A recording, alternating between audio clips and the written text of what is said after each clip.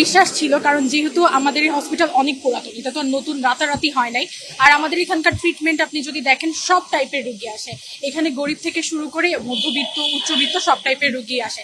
So একটা confident তো ছিলই যে আমরা এতদিন সেবা দিয়েছি, তো এটা তো আর বৃথা যাবে না। So we are confident about that. আমাদের ডিফিকাল্টি আসলে সীমাহীন ডিফিকাল্টি, মানে আমরা কি এই হসপিটালে থাকবো নাকি অন্য হসপিটালে যাব। অন্য হসপিটালে গেলে আমাদের পড়াশোনার মান তো আর সেম থাকবে না, কারণ আমরা ফার্স্ট ইয়ার থেকে এখানে আসছি, আমি এখন থার্ড ইয়ারে পড়ি। আর থার্ড ইয়ারে আমরা ক্লিনিক্যাল সাবজেক্টগুলোর সাথে আর কি অ্যাটাচড হই।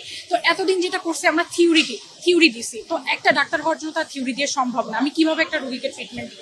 সো এইগুলোর জন্য আর কি thankful to our prime minister and health ministry. So we are glad, very glad. আমি হচ্ছে আব্দিন এমএস মেডিকেল কলেজের তৃতীয় বর্ষের শিক্ষার্থী। তো আজকে প্রায় 46 দিন পর হচ্ছে আমরা আমাদের কলেজের লাইসেন্স ফেরত পেয়েছি। তো আমরা এটা নিয়ে অনেক আনন্দিত যে এতদিন পর, আমরা অনেক টেনশনে ছিলাম এটা নিয়ে, বিকজ থার্ড ইয়ার থেকে আমাদের হচ্ছে ওয়ার্ডে যেতে হয়।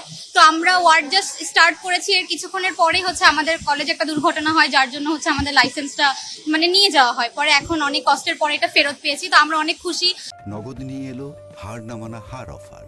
সর্বনিম্ন 10,000 টাকা রেমিটেন্স নগদে পাঠালে থাকছে স্বর্ণের হার জেতার সুযোগ।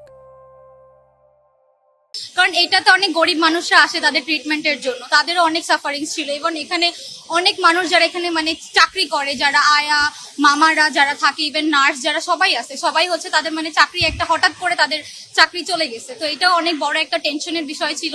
তো সবকিছু শেষে হচ্ছে আমরা আমাদের লাইসেন্স ফিরে পেয়েছি, আমরা অনেক খুশি। আমরা আবার থেকে ওয়ার্ডে যেতে পারবো, পেশেন্টদের সাথে দেখা করতে পারবো। তো এটাই অনেক। আমার নাম নাফিসা সাফা, আমি আদ্দিন উইমেন্স মেডিকেল কলেজের তৃতীয় বর্ষের একজন শিক্ষার্থী। এখন হচ্ছে দুর্ঘটনা যেহেতু ঘটেছে, এটার জন্য আসলে আমরা সবাই মানে দুঃখিত। এটার জন্য ইনশাল্লাহ আমরা আশা করতেছি হসপিটালে এরকম যাতে আর কোনো দুর্ঘটনা না হয় সেটা সম্পর্কে আমরা অনেক শিক্ষণীয় হব। মানে যত ধরনের ইনফ্রাস্ট্রাকচার চেঞ্জেস যা যা আছে সব কিছু আমরা আশা করতেছি আবার ঠিক হয়ে যাবে। সামনে যেন এই ধরনের ভুল না হয়, যে যার জায়গা মতো সবাই এটাকে শুধরানোর চেষ্টা করবে। আসলে এই 45 দিন আমরা আসলে অনেক টেনশনে ছিলাম, যেহেতু থার্ড ইয়ারে আমাদের ক্লিনিক্যাল ক্লাস স্টার্ট হয়।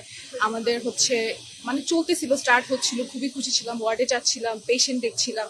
হঠাৎ করে সবকিছু বন্ধ হয়ে গেল, খুবই টেনশনে ছিলাম কি হবে না হবে।